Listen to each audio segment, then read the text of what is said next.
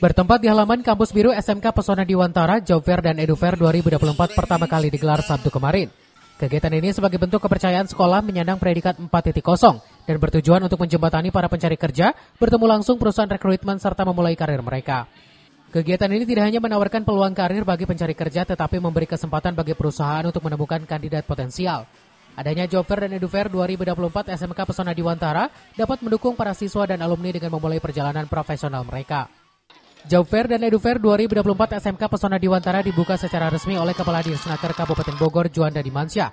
Sementara itu, para pengawas SMK turut hadir dalam kegiatan ini. Untuk Job Fair di Pesona Diwantara ini dalam rangka kita mendapatkan program dari pemerintah 4.0, makanya kita ada program melaksanakan kegiatan Job Fair, dan Pesona Diwantara ini dilaksanakan Job Fair di tahun pertama ya.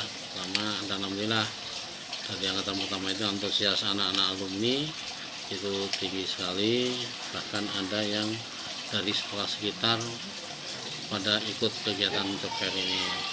Dengan adanya Job Fair yang diadakan oleh Sekolah Pesona ini sendiri, kelompok besar kita mendapatkan pekerjaan dan mewadahi para alumni yang belum mendapatkan pekerjaan. selama ini kesulitan nggak sih untuk melamar pekerjaan itu sendiri sebelumnya? Sulit. Tapi dengan adanya Job Fair ini Jadi mempermudah. Dengan adanya Job Fair diadakan sekolah ini itu sangat membantu Kak, apalagi daerah sekarang mencari pekerjaan susah. Jadi dengan acara ini para pekerja bisa mencari pekerjaan lebih mudah Kak. Apa aja sih tadi yang dipersiapkan untuk melamar pekerjaan itu? Tadi yang dipersiapkan sebelum kesini, saya mempersiapkan beberapa dokumen serta berkas untuk melamar pekerjaan di sini, dan saya mencari informasi tentang perusahaan apa saja yang ada di sini Kak.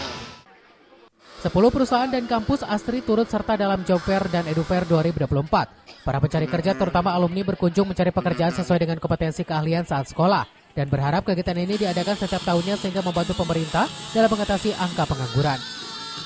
Dari Lebih Sadeng, Kabupaten Bogor, Iman Abdurrahman melaporkan.